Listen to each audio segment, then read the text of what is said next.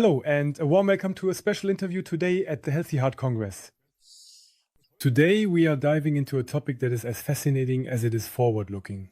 We'll be talking about crystals in the body, the intelligence of cellular water, the frequency field of the heart, and how all of these together influence our health, our DNA, and our entire energy field.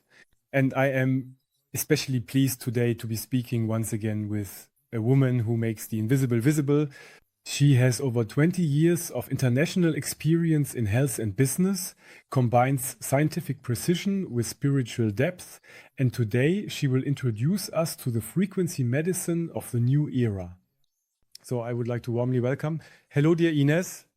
It's wonderful to have you back at Healthy Heart Congress.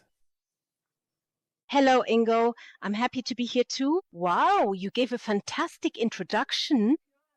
This is going to be exciting for your listeners today, and I'm also really happy that you've once again used your energy and inspiration to continue this wonderful Congress series, because there have been many new insights gained in the meantime, including discoveries about the heart and the heart chambers. And yes, that's what we want to take a look at today. And especially, yes, Ingo just reminded me, if we go back for a moment, we talked about this back then. Okay, the key log principle, that means the frequencies that flow into us through the fifth heart chamber, because this heart chamber itself vibrates at a very high frequency. It vibrates at least in the gigahertz range, maybe even in the terahertz range. So we're talking about billions or even trillions of vibrations per second rushing through our bodies. And what's important is that these waves carry incredible information, which is connected to the cosmos, the entire development of our planet, and the further evolution of ourselves, or, well, of humanity as a whole.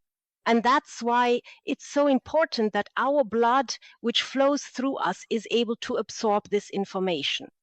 So this blood plasma is a very, very big mystery. Blood types also play a major role here, because blood types themselves have their own frequency profiles. We'll come back to that briefly later. Yes, and in this respect, it's important for us to recognize, as you already mentioned, that in the heart, this frequency field forms an etheric crystalline essence, crystalline structures. They extend far beyond our bodies. And these frequency fields are, of course, influenced from the out sometimes, not in the way we would like, whether by technical means or by other people. But we also have within us the power to inform and build up these frequency fields so that they pulse correctly, and so that we can shape our living environment in a way that suits us individually and makes us happy. Yes, that really is important. We have this freedom, and we are allowed to make use of it. And how we can actually put this into practice, that's important, so that I'll talk more about this in a moment, so that we can optimally recognize, read, and implement our intuition, knowledge, and the higher guidance that is available to us, especially in these current times. This power, it's an enormous force that is available to us through the heart and a few other organs as well. And now it's getting really exciting. It's getting really exciting, and you've already anticipated quite a bit of what I wanted to say. So you've already described the whole journey we're going to take today in this conversation, because last time it was really all about the fifth heart chamber. You really took us along in a fascinating way into this highly vibrating area in the heart. And today we want to go much, much deeper.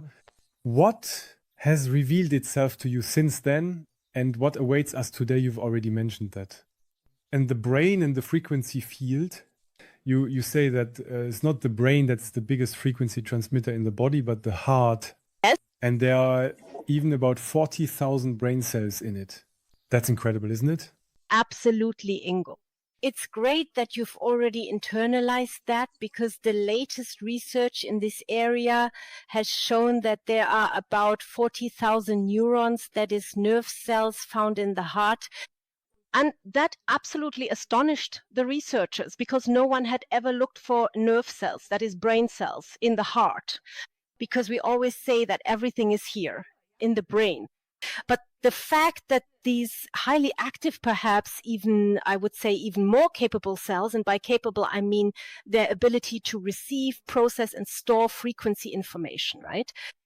The fact that these specialized cells position themselves around the heart and the sinus node is incredibly interesting, because it makes clear that this universal wisdom of the heart, which we also often talk about, and the transmission, the telepathy from person to person, or even between animals and plants, happens through these fields, which are able to read out and interpret this information. And this is very extensive. It actually extends many, many meters around us. And what's also interesting is that people always say, we age, right? The heart gets old. I'd like to point out something here, namely Dr. Alexis Carrel, the Frenchman. Back in 1912, he started with a really, maybe many people already know about it, but I'll just repeat it here, a really remarkable experiment. He took chicken heart cells and placed them in crystal clear water, and he left them there for 32 years, only ever renewing the water, yes? And the cells didn't die, in the contrary. And then he died, and that's when the experiment was stopped. That was in 1944. So basically, the cell is immortal, and he proved that. He also received a Nobel Prize in medicine. He was a heart transplant surgeon. Oh, how should I put it? He transplanted hearts. He was the first to do that, yes, a heart transplant. And these are all things where I say the topic of aging has really a lot to do with longevity. And it's connected to our heart, because heart cells are able to continually recharge themselves through information that comes from outside through fields. So that's why it really makes sense for us to get to know our bodies better, and not just accept conditions that have been handed down to us, but to actually approach them experimentally and ask ourselves, how can we actively use these conditions in our bodies to our advantage? Yes, that's the point. And it's also interesting because it naturally has something to do with blood types as well, since everyone who has a specific blood type, of course, also has a specific fingerprint in addition to their own frequency profile. Yes. So that means we have various factors that also influence this. And just think about it, just to give you an idea on average. Every person has about 10 to the 27th power atoms in their body. That's 27 zeros, yes, that many atoms. And now what's interesting is that every atom in our body has its own individual vibration spectrum. So, and that's exactly the point.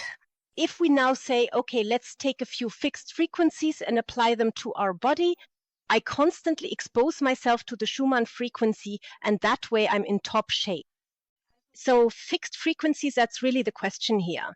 If I expose myself to technically fixed frequencies, that might be good for a few cells, but that's not enough for the whole body. First of all, if it's technically produced, it's not optimal, because we always have to remember that we need to connect with natural frequencies that are available to us from nature. That can happen through natural movement, spending time in nature, being in contact with the earth, but also through certain dietary supplements and real foods as well, like, for example, chaga, because it contains the entire frequency spectrum of the untouched Siberian forests, if it's genuine, yes. These are the royal roads, so to speak, to charge the body with a variety of frequencies. But of course, it's also interesting when you interact with different people, because, but I'll get to that point in a moment. You see, I forgot to mention that regarding the frequency spectrum of these different atoms. So they start at about 3 or 4 hertz oscillations per second. Yes. So up to about, well, what can currently be measured. Just a few days ago, we at the university measured our emitters, our crystal emitters, and how they react to the body and what the body can, how many frequencies are transmitted. So in truly developed people who are healthy, it goes up to 65 gigahertz. Yes.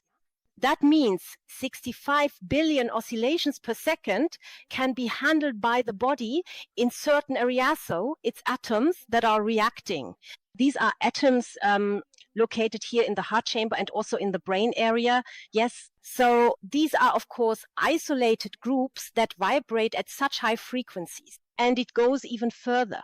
When you talk about these rare earths, yes, it's well known that these rare earths also produce incredibly high frequencies on their own. So you have to understand there are technically generated frequencies, but there are also natural substances available to us in crystalline form that themselves vibrate at very, very high frequencies. And why do they vibrate at such high frequencies? Because most of them are dipoles. That means they have a positive and a negative pole, so the electrons are constantly jumping back and forth, right? So they are always in motion, always moving, and whatever moves is alive, and whatever is alive can receive and transmit information, right? So we simply need to understand these basic principles of life more and more. This is a very exciting field, and that's why I think we maybe you could start with the presentation. I'll start with the first slide. We can start now with the third one, because I think we've already said a lot, and anyone who wants to can read it again afterwards. And the third one, I'll leave it up a little longer so that you can get to know it. And yeah. So yes, exactly. The heart. So once again, you mentioned it so nicely in the introduction earlier, and I thought it was great that you've already internalized it like that. So the heart is the highest frequency generator in our body. That's really a truism that we should take to heart. It's not the brain, you know? And that's why this heart intelligence, which we can truly talk about now, exists, and we should make use of it. Because it gives us much, much more access to things that might be invisible to the eye, right? As the little prince said so beautifully, right? One sees clearly only with the heart. So a conscious person who is in harmony with themselves and acts accordingly acting, inspired by these various influences, these natural influences that they perceive as. And this is interesting, the image on the left. If you look there, you can see how this stature, so to speak, is being built up. That means I'll get to in a moment why this becomes such a straight spiral. Because our antennas, our frequency antennas in the body, they align themselves. And this straightening of the spine, which also happens on an energetic level, is also related to this sounds as well. So it's interesting when this vibration in our body is consistently harmonious, meaning a keyboard of all these different frequencies that flow together harmoniously in a powerful canon. Yes, then we produce a sound. Our body produces a sound, it sings, and maybe we can talk about that again later. Yes, but I'd like to remind you of that sound profile from my first lecture, you know, where those sound tubes, where I showed the microtubules, which through their movement generate sound waves. And these sound waves, these vibrations, they produce sounds. And it is known that the planetary tones as well, Cusco has beautifully demonstrated this with tuning forks and so on, which are tuned to the frequencies of the Earth and the planets, right? These are all tools that bring these vibrations in our bodies to life, align them and make them harmonious. And then, as you can see on the right, this wonderful field forms around us. And that is actually our natural protective sheet, right? That means if we have a closed energetic field by closed, I mean intact structures, then we can choose with what or with whom we want to interact, right? And it's also interesting that these interferences arise between people as well. And that's also interesting. That already brings us to the topic of sympathy and antipathy, right? When these frequencies overlap, and now the next slide is coming up right away. I think we can talk a bit longer about this because it's still very little known, especially in medicine, that the nose is actually the bridge builder for the flow of information between the heart and the brain. So the dialogue that takes place there, yes, is controlled via this channel here, right? And that's highly interesting because in this channel, as you can see very clearly here, on the one hand, we have blood flow, so strong arteries run through there, and we also have nerve pathways, and we have acupuncture points there, all of which influence the heart, or rather represent the connection between the heart and the brain. And the information that is gathered in this, let's say, process, it comes from the blood, from the lymph, from the cerebrospinal fluid, right? And also from certain nerve stimuli. The nerve stimuli can be of various kinds. Yes, and Ingo, the nose knows. They say the nose knows, right? The nose knows, that's what it says there. Exactly. But there are other expressions too, like having a nose for something or being a nose ahead in life. And all of that has meaning, right? That doesn't just come out of nowhere. Exactly. That's very interesting what you're saying. So being a nose ahead in life, that's what it means. Exactly. What does that mean? That means I have foresight. That means through my heart field, through my heart brain, through this channel of communication, I already know something, right? I can act with foresight. But interestingly enough, it's also a bit of a mystery. You often observe this when people touch their nose here like this, right? You know that too. I notice that quite often when there's a conversation, when someone is talking to someone else and then they say something and then that gesture usually happens, then I always think, oh, there's something going on. Exactly, that's right. And if the other person responds and also touches their nose, then I think, oh, something's not right there. Very clever, and wisely said. Yes, so basically what's happening there is there's a heart-brain connection that's not quite in sync, right? Which then needs to be set in motion or should be set in motion through movement, right? Or it will be set in motion intuitively. That means the heart and the brain, they aren't quite in sync at that moment and need to be brought into balance. But also, for example, people say to wrinkle one's nose, right? That doesn't necessarily have anything to do with arrogance. It just has to do with that you dislike something, right? I overlook it, right? Something displeases me in my environment, thoughts, or whatever it may be. Or also when people say, well, I can't stand someone, right? That actually has nothing to do with smell. That comes into play too, right? Yes, exactly. No. So those are, can't stand someone also doesn't actually have anything to do with smell, but rather it's about the personal feed of information that I perceive through my own field of information, right? And there with another person, for me, a stranger, or also perhaps due to a certain blood group conditioning, I might have a bit of a problem turning towards them. So it's already known that there are very well all people with a negative H factor, you know, they also have their own frequency profile, a highly interesting topic, right? Not everyone can handle that, right? And these are things that we need to become much more aware of in our lives. And I'll be completely honest, what I do very often, because I know that I want to activate this perception, I always want to keep it active, and that's why I work a lot on the nose with the crystal, you know, but it also has the effect that at the beginning, and I notice this now, especially since I've been dealing with these things, you also cleanse your brain, yes, through the crystals. That means a lot of old stuff is also being released, because basically new water, new fluid, the brain fluid should also be renewed, right? You can work very, very nicely with the crystal on the face, but especially here in this channel. But okay, we'll talk about that again later. Right now, I actually want to come back to the topic of crystals. Can we go to the next slide, please? Exactly. Yes. Is it this one? Here you can see it very, very clearly, right?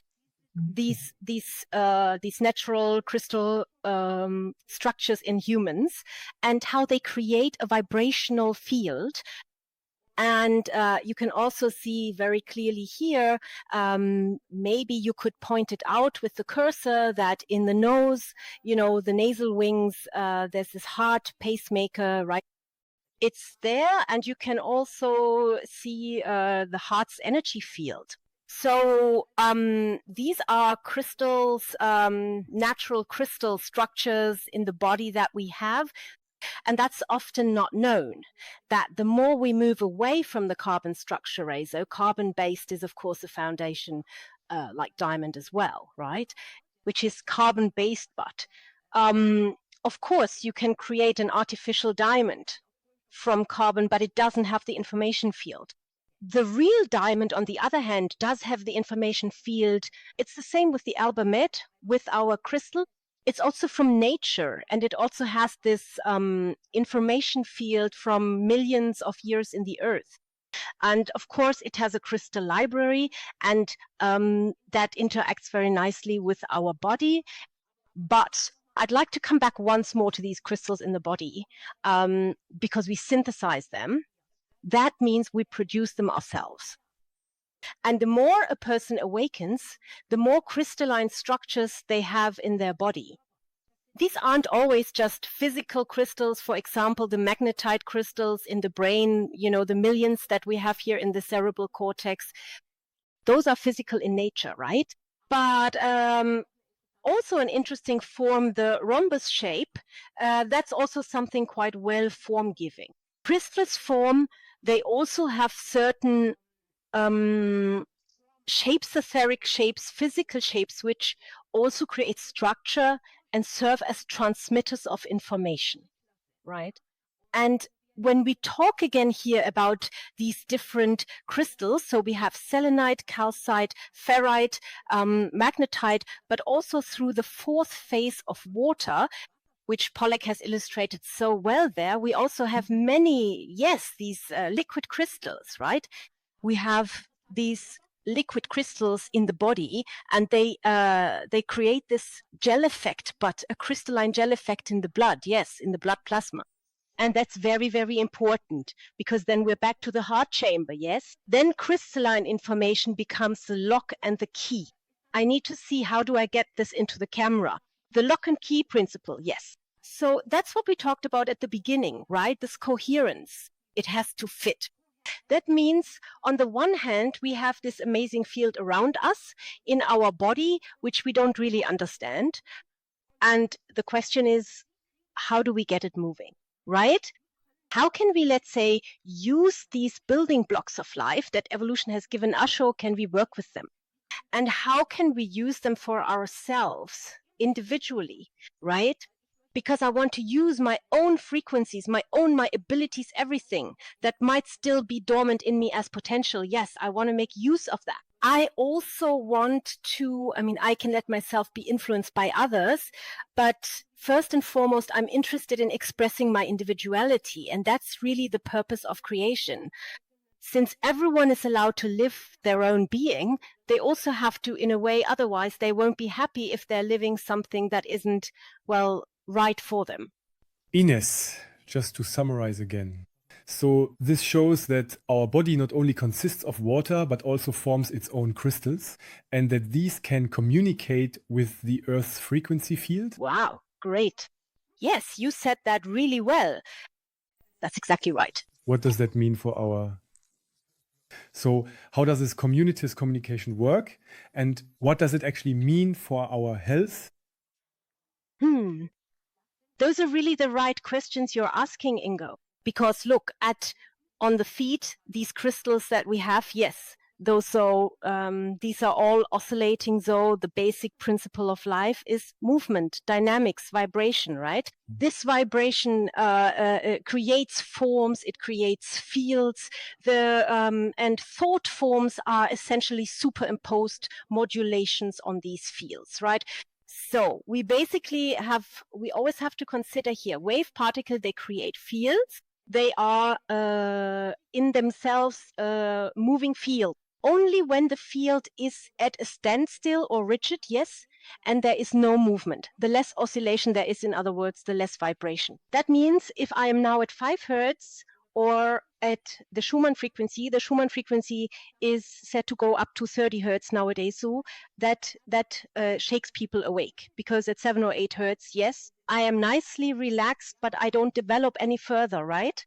I can find peace there for a short time. They always say you should swing high, right? And the Schumann frequency is actually quite low. And so. Yes, because it grounds us and connects us with the earth, and that's intentional. But as I said earlier, not for all cells, right? We want to keep moving upward, right? That means we have this frequency mix in our bodies, and we should pay attention to it and, if possible, support it. And we have various options available to us.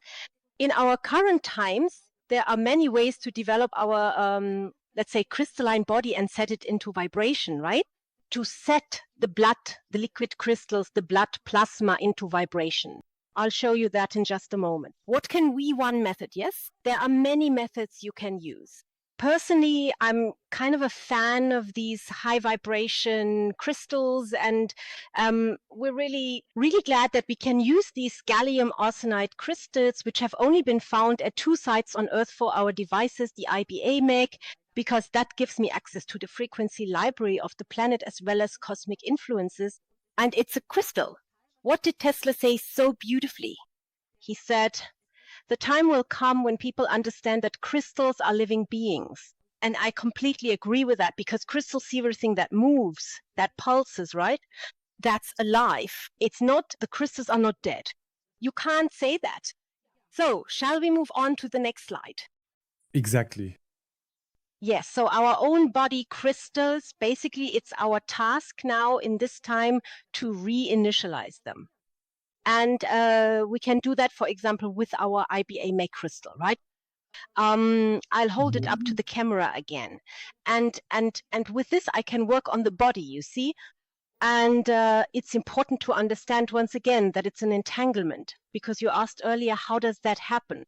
Entanglements occur so energetic connections to the crystals in the Earth's crust, but also to certain acupuncture points, which we call geomantic points on our planet, yes, which are also very interesting, and to power spots, for example.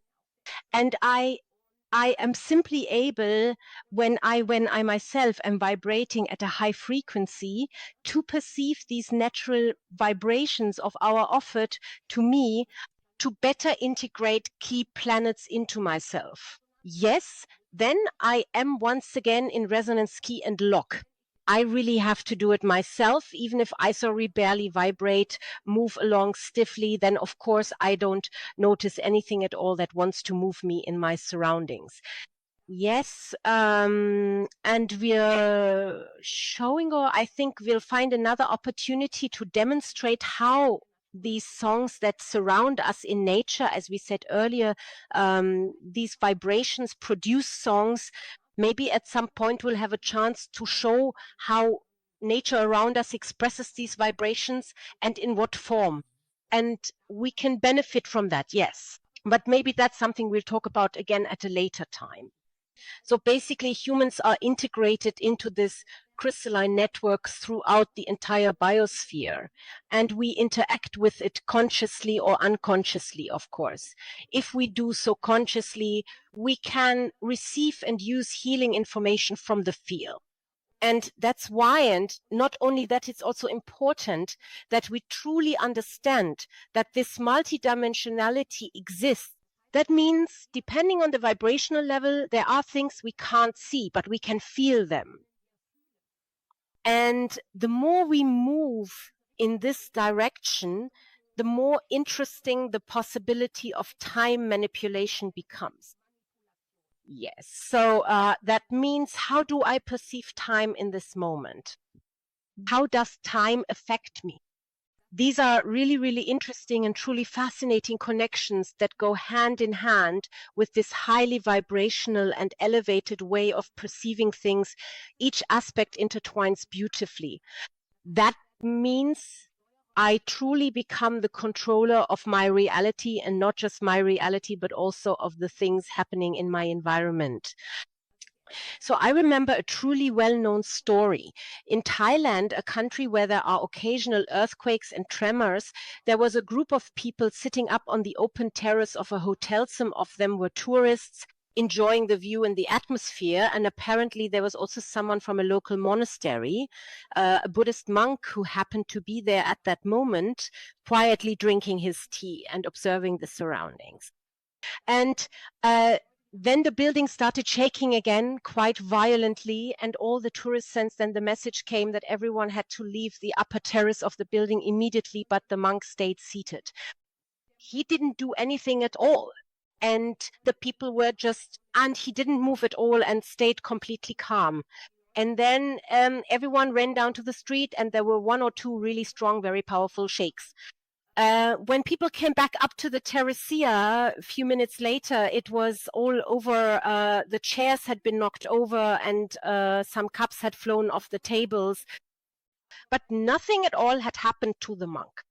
He sat there drinking his tea, and he had a frequency field around him that didn't overlap at all with those very low vibrating earth energies at that moment, which he was obviously able to block, yes. So he was able at the very same time to create a completely different reality for himself where nothing at all happened. Yes. And he didn't even notice it. It's just like the movie The Matrix. He wasn't aware of it at all, right?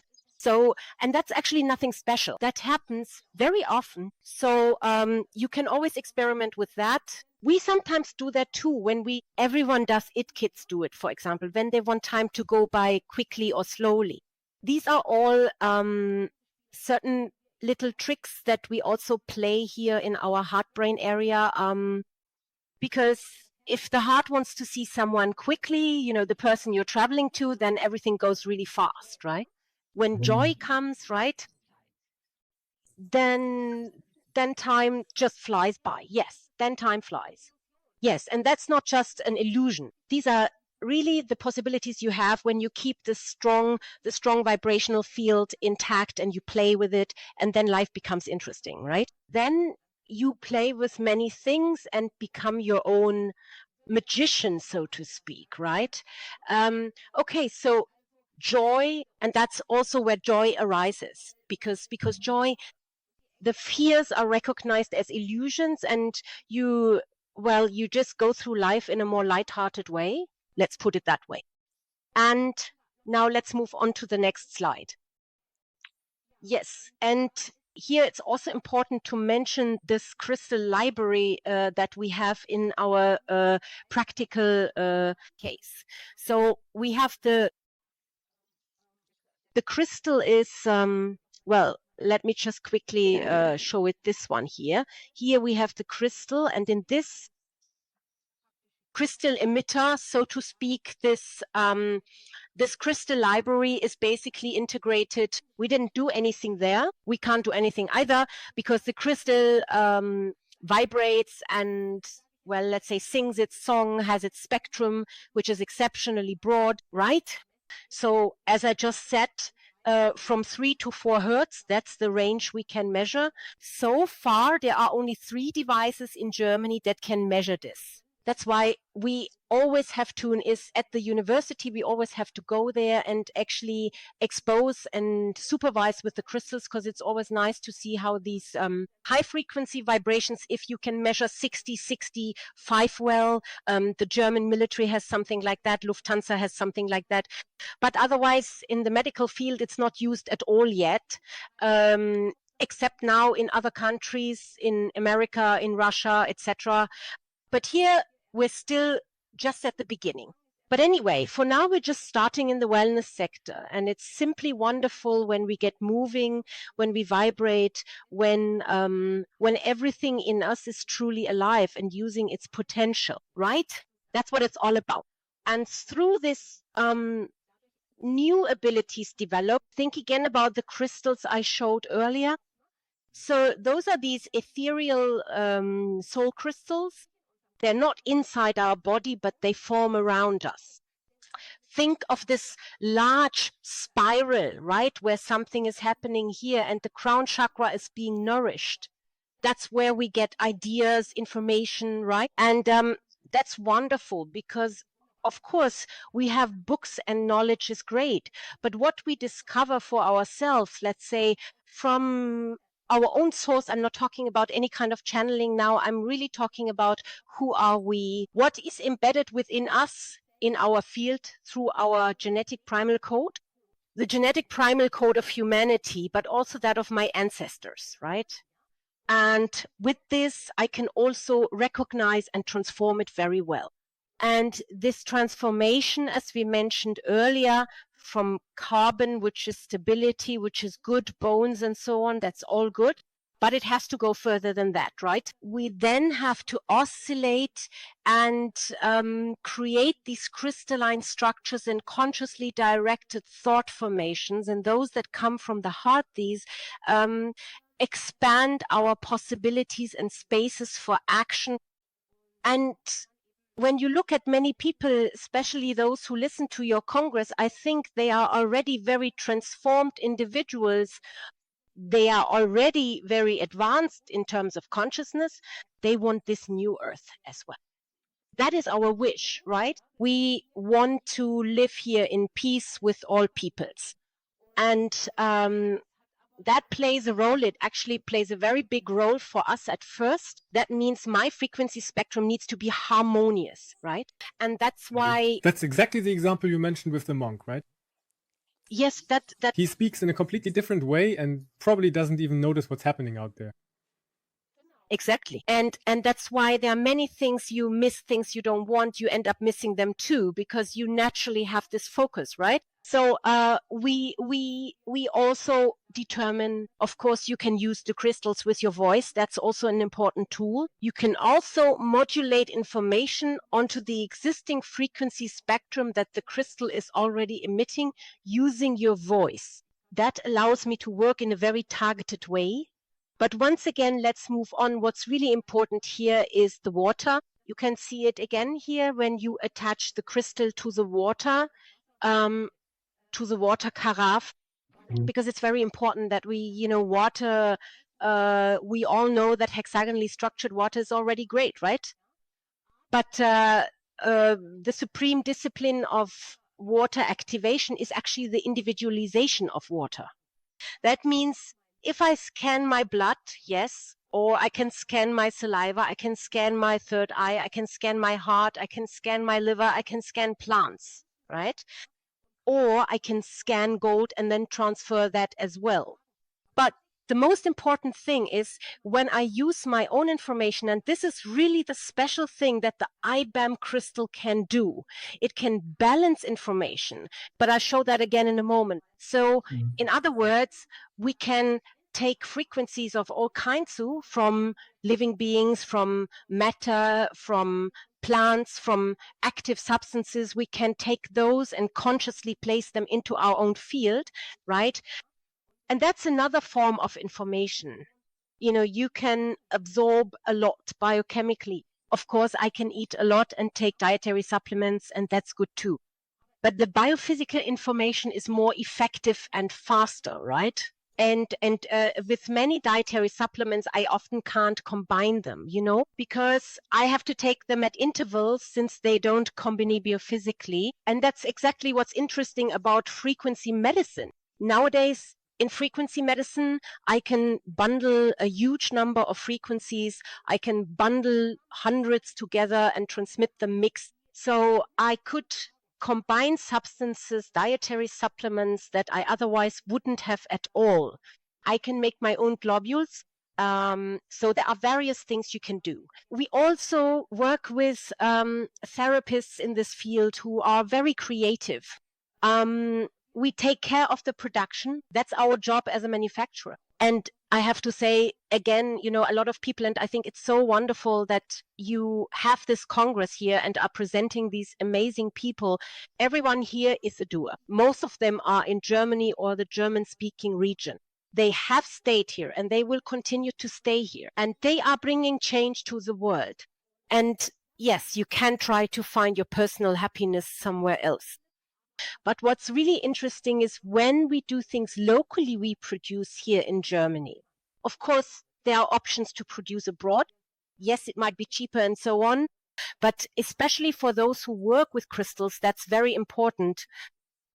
Who are the people involved in the production? It's all manual work when they're placed onto the circuit boards and so on.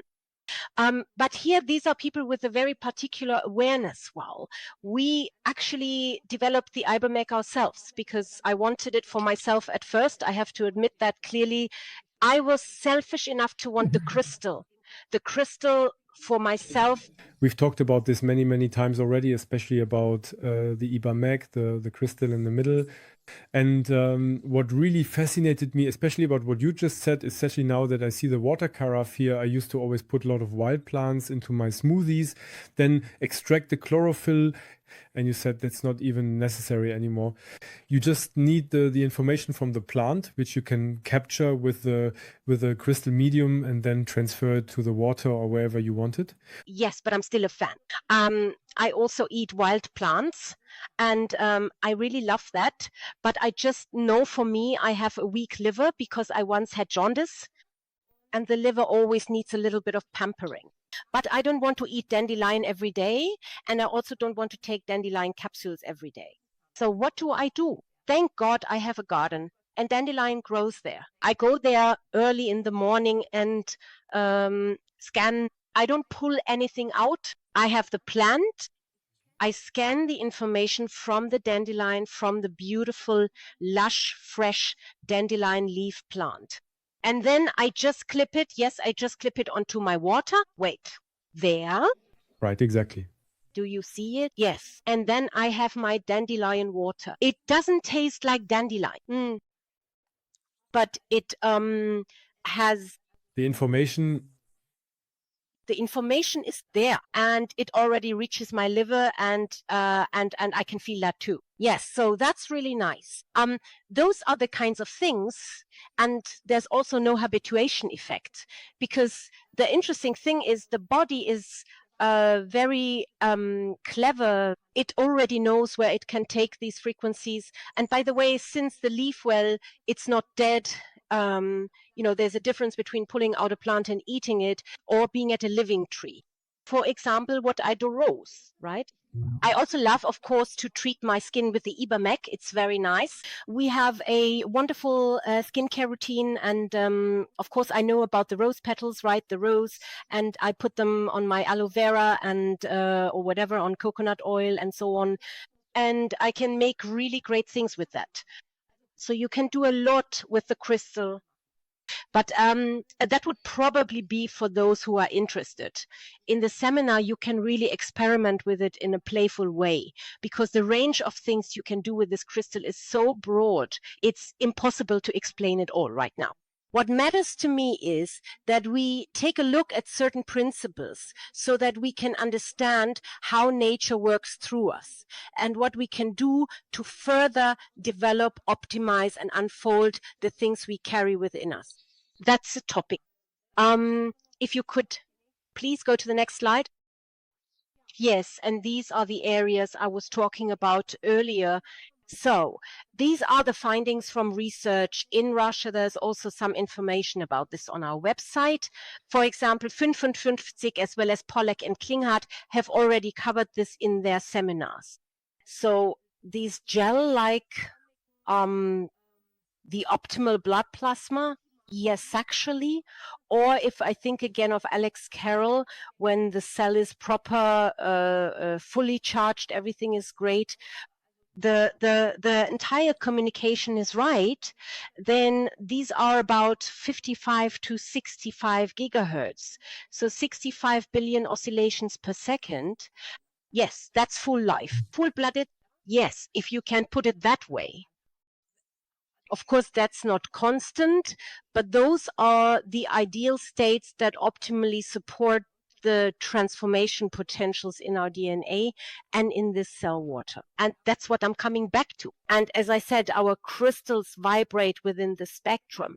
And as I said, we have just measured the new production again. And I have to say, I am very proud of that because it is truly a transformational product for our time. All right, let's move on to the next one. This is going to be exciting as well. And well, this really fascinated me. That came you, a friend sent it to me, and I was really happy to receive this picture. So if you look at the arrow at the bottom, you always see these tubes. Yes, we've always talked about these microtubules. And these microtubules, as I say, exactly, those are the magical portals, the black holes in our bodies, so to speak. Yes, these are the antennas. When we talk, we have a forest of antennas in our bodies. That means in a healthy cell, we have almost 2,000 microtubules. You really have to imagine that, yes. And they are located very close to the DNA. And when they vibrate, because they are cavity resonators, yes. So that means when you see here how this was measuredly very special, microscopes and technologies are really capable of doing this. It's quite remarkable. But these are precisely those ring antennas. So again, these dipoles, yes, which vibrate, they vibrate within themselves. So that means when we talk about cell towers here, yes, or about 5G mass or something like that, yes, all of it is copied from nature. We have, what is it? We love 5, 6G. What is that? Yes, we have much, much more. If they hit with 10 or 15, we can have 65. We handle that easily, yeah? That's why, of course, we've also built a protection program into our EIBA-Mac, which if I vibrate much, much higher and biologically, meaning if I generate or support biological information in my body, then the body doesn't even listen anymore to technical noise that vibrates much lower.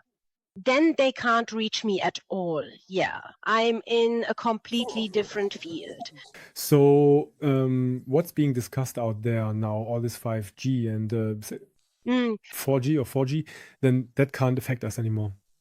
Is that how I should understand it? Yes, because the body learns. So it's not about, I'm not necessarily a fan of total shielding, because I think that makes the body lazy. Yeah, because basically let's just say tinfoil hat or being covered up, the body doesn't learn to take this evolutionarily necessary step on its own. Up until now, the body hasn't had the opportunity to experience technically produced high-frequency signals, and that's really fascinating. And the body itself communicates using high frequencies. So at first, the body thinks, here comes a cell communication signal. I need to pay attention to that. That's why whenever the body comes into contact with 5G or other high-frequency signals, it will always interact. It will always try to listen, because this is something new for it. It doesn't recognize it yet and thinks it's part of its own internal communication.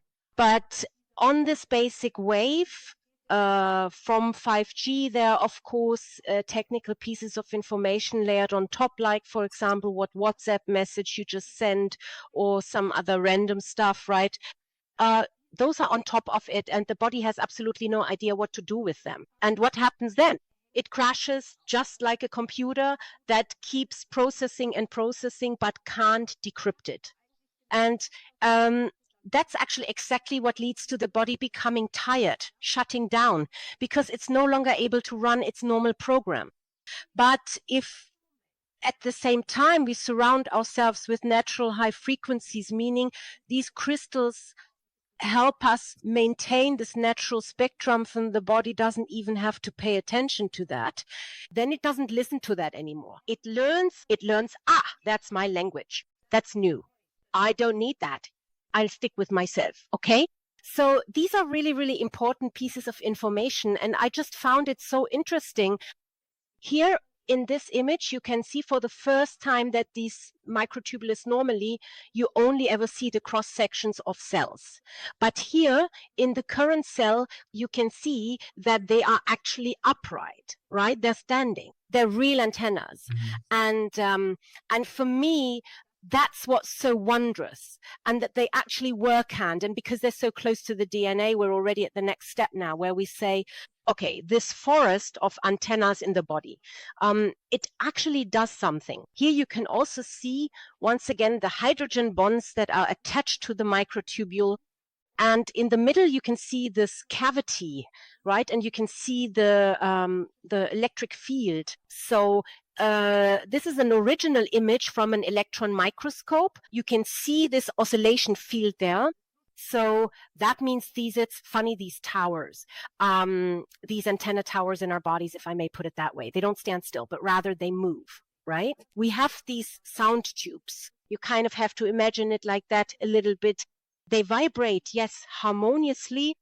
That's why when the microtubules vibrate harmoniously, we get a beautiful frequency music. Then my frequency field is harmonious, right? Then I interact the lock principle. I interact again with my harmonious environment or with parts of the environment that are still harmonious, if I may put it that way, right? So we have these rotors here, and they also move, right? So it's not just that they vibrate. They are rotors, and as we've discussed regarding but they also have quantum effects, right? Because through these black holes, it's very interesting when they vibrate at a very, very high frequency, they pierce through dimensions, right? Then you enter higher dimensions. That means we reach areas with our consciousness in the body that we normally don't have access to, for example, to our higher self.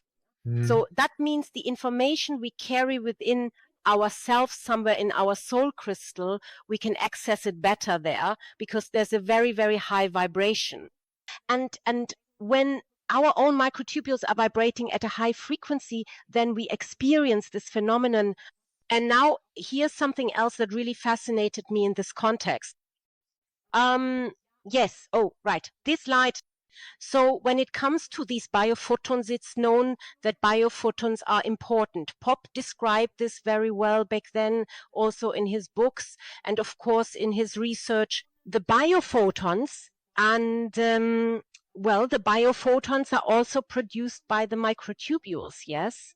And the more they spin, you can picture it quite well like a window blind. When the blind turns, depending on how it turns, that's how much light comes in. So these microtubules know exactly how they need to move in order to get the optimal amount of light from the sun and from our environment so that they can then send this information back out into the body. That's also why there's this topic of living on light. For a long time, people didn't know how this living on light thing actually works, right?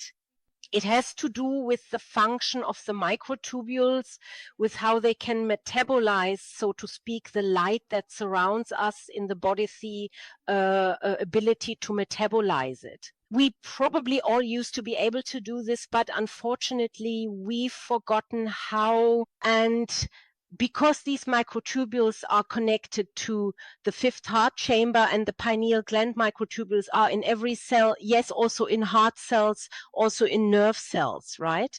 They're everywhere, not just in certain parts of the body.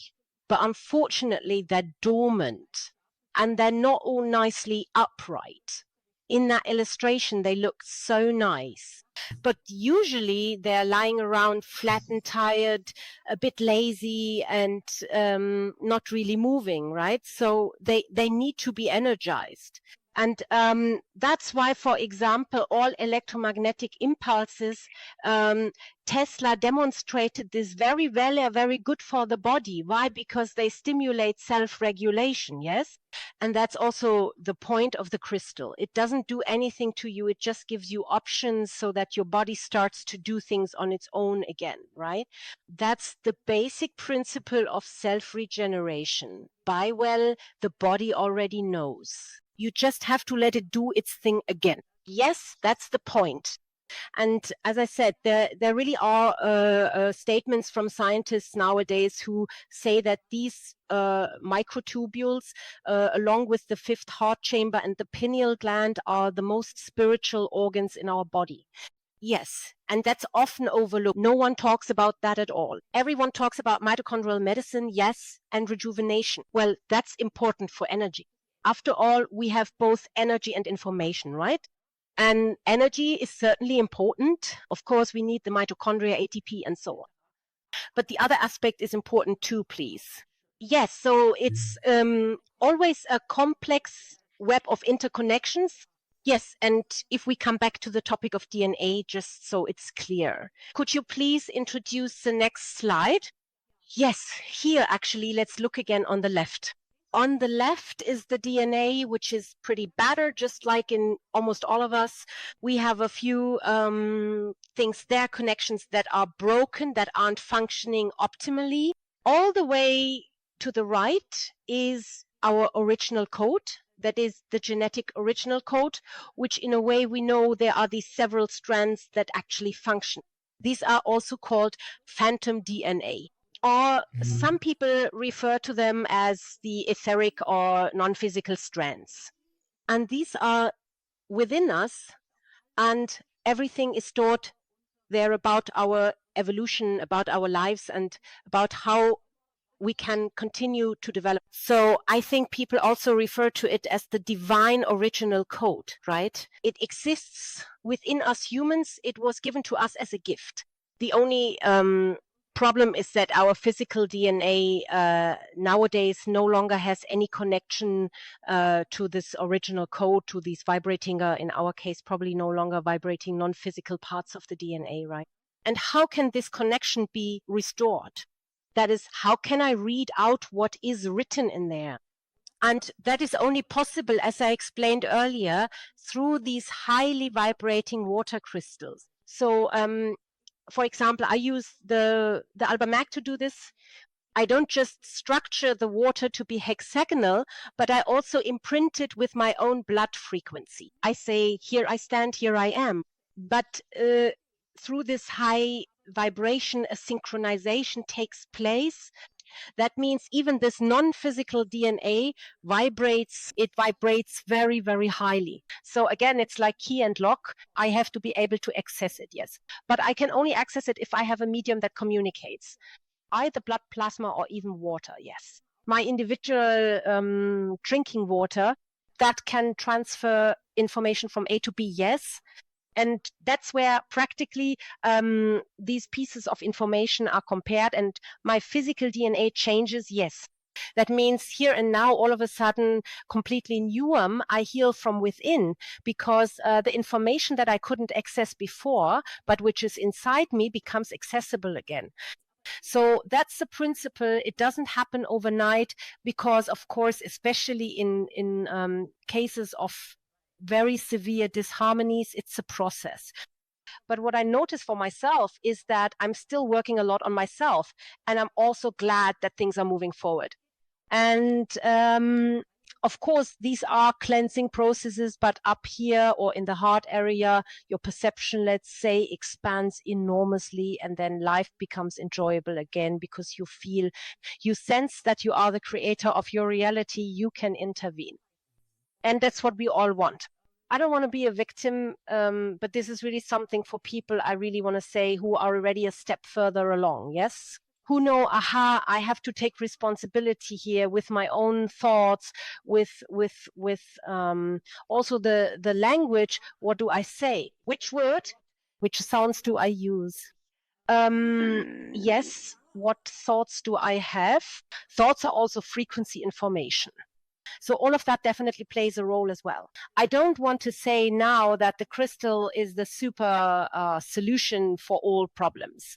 No, but it is, as I just said, a tool for, I think, people who already have a certain level of consciousness in this direction, who can then initiate a process in their body, a transformation process in their body. Yes, and that's also something, yes, there are a few interesting things I want to mention about that, which I had noted down. What's also interesting is that quantum effects are possible. In Russia, some research has been done on this with these crystals. And I'd like to mention two names in this context. So in the field of crystal research, Mr. Koshimyakin has been a leading figure.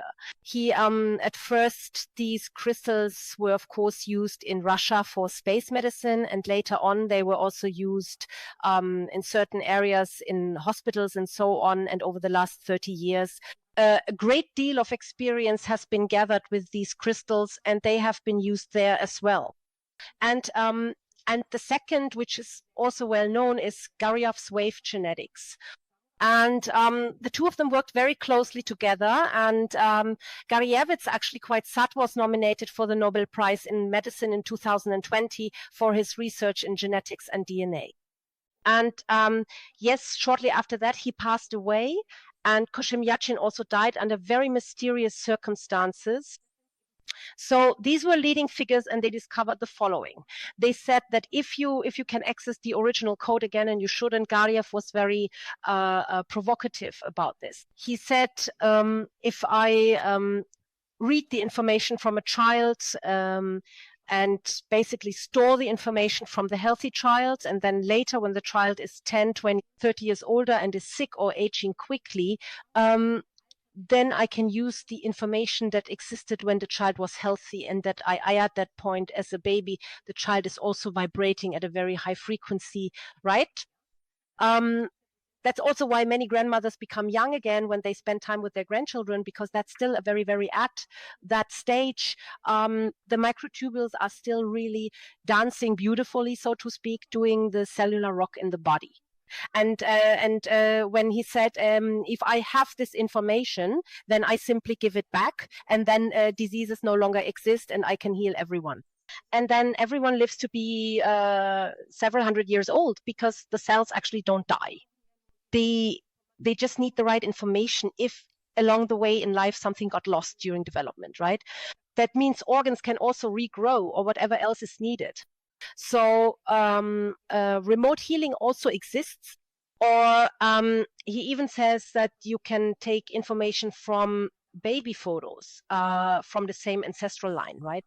So it's not just for yourself, but also, for example, if the grandmother is ill and has a picture of her grandchild who doesn't have a knee problem, you can store that information in the quantum field using the crystals, because these crystals interact with the quantum field, and then I can transfer it back. And this harmonious retransmission, that's really, well, that's quite spectacular. But of course, in certain circles, it's not exactly desired, right? Because that would be a completely new idea of groundbreaking healthcare.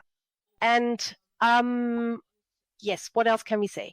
So basically, as he puts it very, very nicely, and Koshimyachin also said this, when these disease processes are simply no longer energetically supported, right, through information, I just delete it or override it, yes? And I bring in unblocked information, yes, then the body can recalibrate itself individually. And that's really the main point. I'm not projecting anything foreign onto the body, but rather I'm reviving what is already within us, bringing it back into circulation, if I may put it that way. So those are already some very interesting aspects.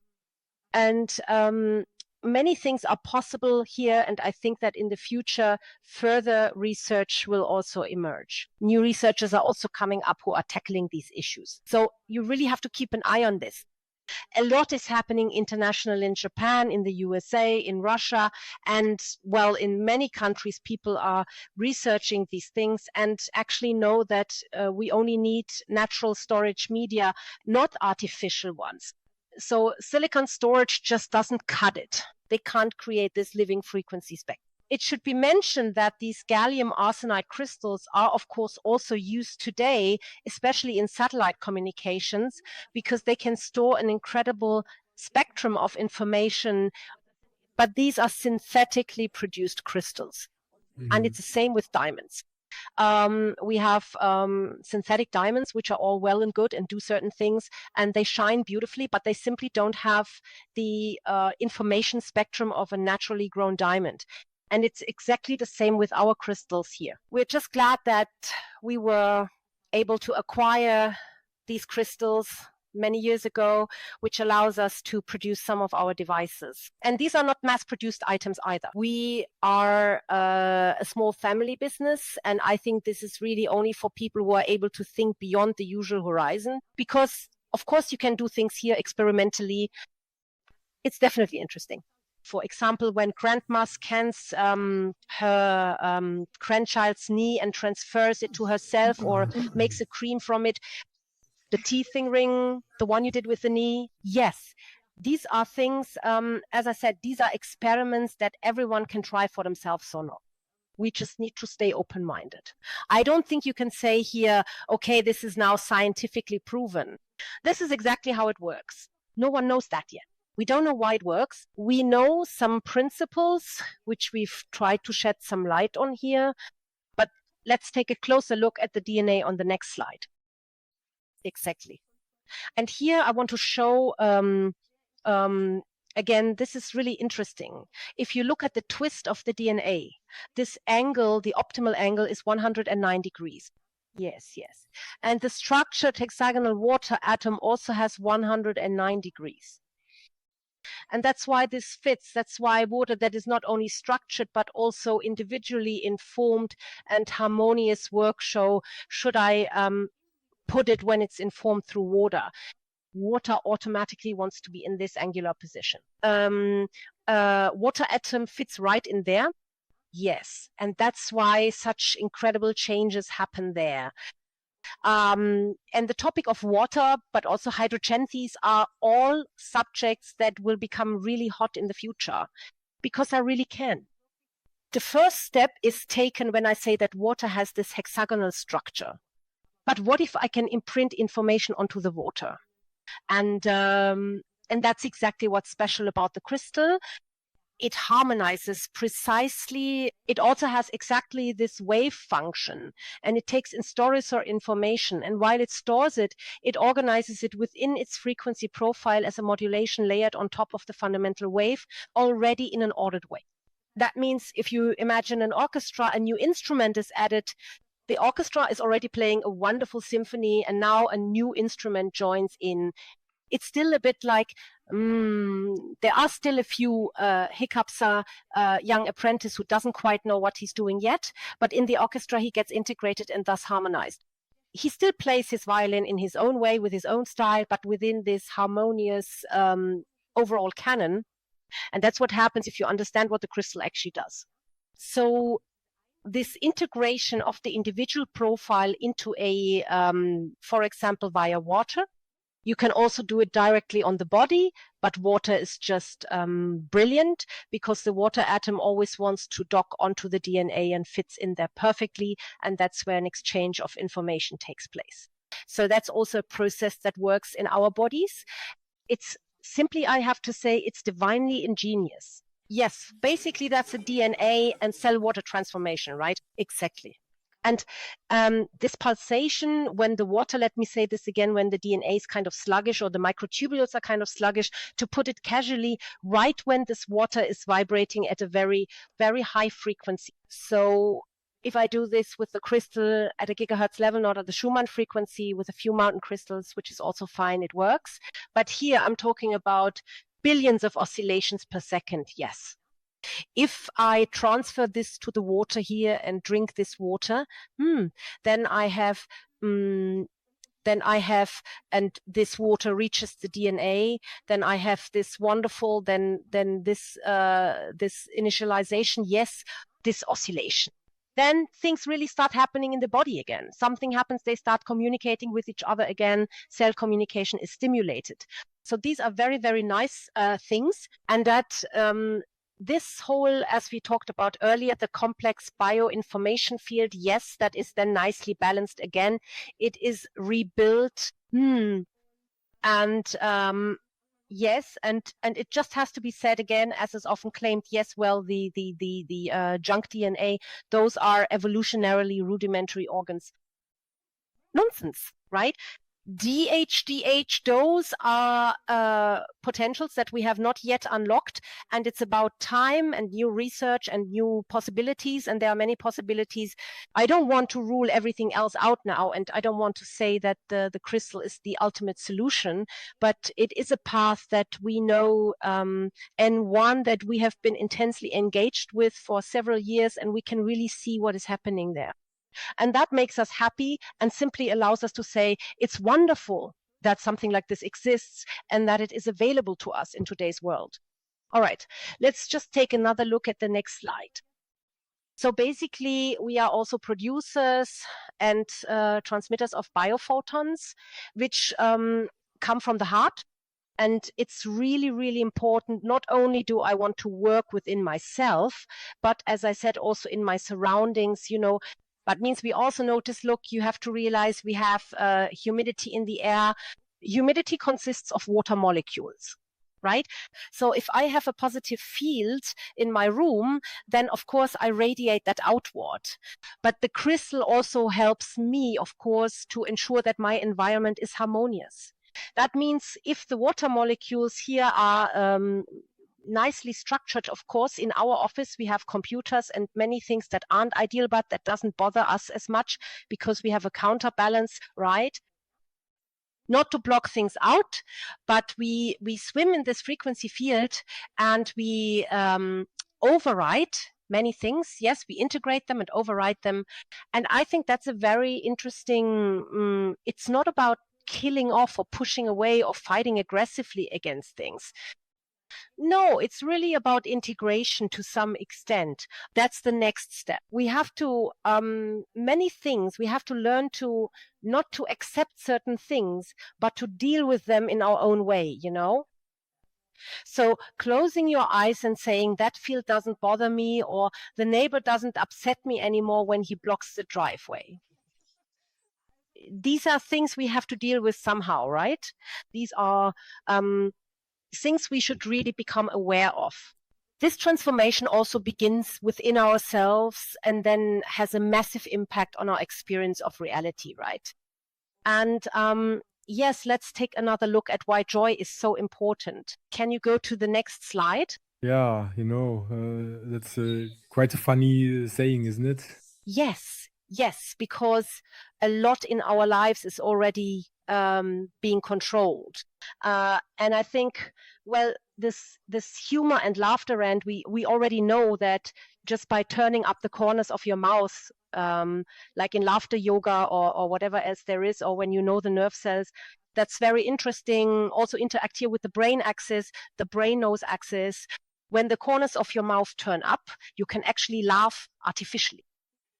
When you do that, something happens in the brain. It's a fact, right? They've measured that. So the brain frequency changes. So you should really try not to let your lips, the corners of your mouth droop. No matter what happens. But it's not just in the brain that something happens. Anyone can try it out for themselves.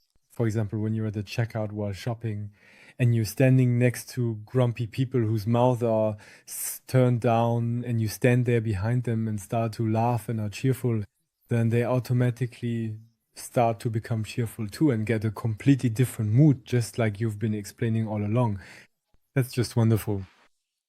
And that's what we radiate outwards, and it comes back to us as well. Exactly. That's what you do too. So today I also said to my husband, Ingo is actually always in a good mood. He has so much stress, but he's always in a good mood. And that, yes, really, that's what you radiate as well. It makes you special, and I really appreciate that about you. And that's truly an art of living, right? But it also shows a bit of wisdom. When despite everything you say, I resist the urge to drag everything down, and the focus is first within me, and I carry that outward. And I had to, I don't know, did you know about that? There was once an experiment. People, this happened in Munich. This was still during my time in Munich. People sat down in the subway and just started laughing out loud. I've seen that before, yes. Right in the middle of rush hour. Wow, that's the best proof. You automatically start laughing along. Yeah, and above all, the funny thing was the people who got on afterwards at first thought, what's going on here in that train car, right? At first, they just looked around. Then you could see they were all transformed, by the energy. And that's also what the crystal does, right? If I may use that as an example, it's just in a good mood. I'll put it casually, not explained in a scientific way right now. And everything that comes in at an odd angle gets integrated. So let's take another look at the next slide. Here you can see again what it looks like inside. This is what the gallium arsenide crystal looks like. And it can actually interact directly with the individual natural frequency of our body cells. And how it does that, we'll take a look at that in just a moment. Next, yes, and this, please, I drew this myself. This is just an example. It's just for illustration. Of course, the real waves don't actually look like this. But if we start from the center and say, okay, in the center is the harmonic oscillation spectrum of the crystal emitter, right? And that can't be influenced. I can't suppress it or anything like that. That's simply always there permanently, yes. So that's the imprint of our planet, our history, our planet over millions of years. This strong inherent harmony, which vibrates from very low to very high frequencies, just rushes through constantly, yes. And what we do in the program is we only repeat certain fundamental spectra from the wave. But I just want to come back to this point again. Do you see this on my end now, or do I only see it when I move the mouse over it? Unfortunately, you can't move the mouse. You don't see, okay. But then look at the top. So let's say the top wave, let's say that's me now, yes. So I have an individual genetic dispositioner imprint. That means, for example, what do I do? For instance, I really like to go to bed very late. That's my individual trait. And I don't want to change it. It's not exactly normal, but that's just how it is. And then I have my baseline, and maybe I also have an overactive immune system. So that means, for example, when people have hay fever or something like that, right? Or certain lapses in my own cycle, you know. That's the cell communication. First wave. Yes, the whole spectrum is now my wave. Yes. And now you could say I have cell with people who always have cold feet, right? That means, for example, the cell communication down there is a bit not optimized, a bit interrupted, right? And then again, well, that's the wave. Or I have an immune deficiency, which means either I have too much. I have people who maybe have neurodermatitis or psoriasis, something like that. Or hay fever, that's too much. And immune deficiency, they just have too little. So that means the waves, you know, are simply not optimized. Over waves, under waves, and some people just constantly have chronic inflammation. Yes. So those are the imbalances that your own wave, your own frequency wave expresses. Yes. And this is just being presented in a simplified way. And now when the crystal comes into contact with these things, that is when I come into contact with the crystalloom, then the following happens. My individual wave is harmonized during this encounter. That means, as you can see, the underwaves or overwaves are harmonized, but they are not flattened. You know, you remain individual. And that's very, very important. That's why I'm also against these fixed frequencies where I say I force my body. Those were the beginnings of frequency medicine, and that was good. Otherwise, what is possible here today wouldn't even exist. But if I, constantly bombard the body with fixed frequencies, I force it into a spectrum that it might not even need anymore. It has long since moved beyond that. We are constantly changing our frequency structure. That means, for example, parasites change their frequency structure every hour, yes? So that means if I want to work there, I always have to work with new frequencies. Or we as humans, we also say that you should scan yourself at least once a day when you are in this transformation process. So that means we can not only optimize our own information, but we can also add new information. For example, let's say gold. Yes, I could scan my gold. Actually, I do that too. Whoever has you can buy colloidal gold as water, right? But you can also make it yourself, or you can simply scan gold and then have the information on the water as well, or on cream or on globules, or I can simply take information from somewhere and pass it on, yes. Not only can I work with my body, but I can also, just like with the dandelion leaf, additionally apply the information onto the wave, So I play with my frequency profile, and I notice what does me good and what doesn't. And these are transformation processes. They're not always smooth, or let me put it this way. They're not always, I'm looking for the word well, things can get pretty rough, so to speak, Mm. That's when you work on yourself, something happens and people notice that too. And yes, and with these processes, you also have to be willing to say, yes, I'll do it. And when I, as I said, have worked a lot on my eyes because when the water in the eye is super structured, you can also apply the crystals directly to the eye. Yes, of course, something happens behind the eyes as well. There's quite a lot behind the eyes as well. I'll just say it like that. There's stuff there that doesn't belong and that also clouds your vision. Yes. And that comes out first as well. So at first you end up with red eyes. So these are definitely processes, but the question is, yes, these are all experiments you can do with yourself or not. But you can also just work with the Harmony program or with the immune protection program. So we actually have 7 programs with the beautiful skin program, with the immune protection, as I mentioned, with the protection, that is the protection program. So there are many possibilities. The Vitality program, for example, focuses on special areas within this frequency spectrum of the program, of the crystal, which activate oxygen production in the brain and the body. Because oxygen, of course, you can sit down and use an oxygen mask. But you can also distribute the oxygen you already have in your body more efficiently. And we see this again and again in the scans. The oxygen is only concentrated up here, but it needs to reach everywhere. The body needs to oscillate, needs to move, and we sit too much. And I can't just say, okay, I'm not going to do my work at the computer now, but I can wear the crystal with the Vitality program while I'm in the office. And then I know, aha, the oxygen is being well distributed, even though I'm sitting a lot.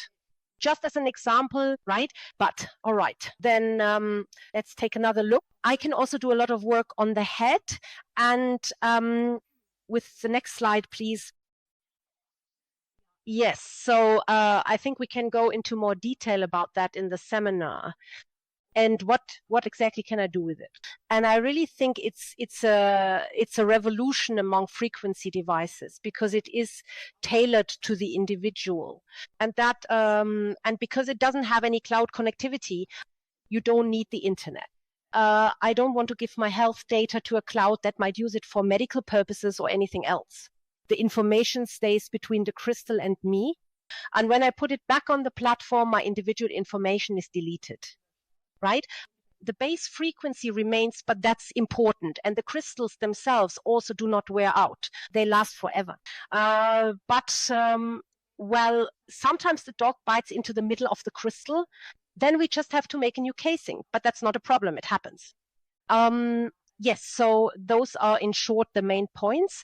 And there's also no habituation effect that occurs because, as I just said, we are new every day and the crystal adjusts to that. And the crystal is also not a fixed frequency because it vibrates on its own, right? And in doing so, it also absorbs new information. So it is always new as well, just like we are, right? All right, that's basically it, Ingo.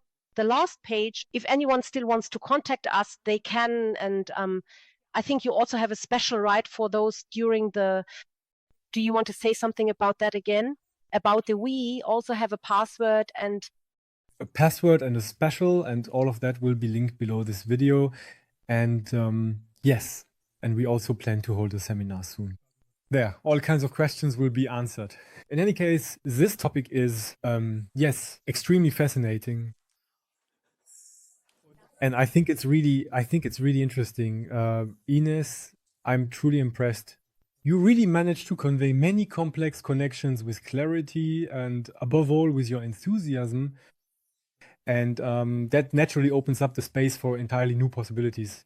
And yes, and you've already told me so much about this device and everything it can do. And yes, I'm really, yes. So I'm curious to see how this will develop further. And I mean, you'll soon be able to hold it in your own hands and try it out yourself when we see each other. And that's just, yes, it's a process. Sometimes I'm really happy when I see people again after half a year or a year, for example, who, yes, there are some who came in really bad shape. a lot has changed since then. But there was also, for example, we have someone I really appreciate, of course, top banker, and I was a top banker, but today I'm also active in other financial sectors. And I was very skeptical about whether this person was really the right fit for the crystal, because I thought, well, once everything becomes clear to him what he's doing and so on, will it still suit him, right?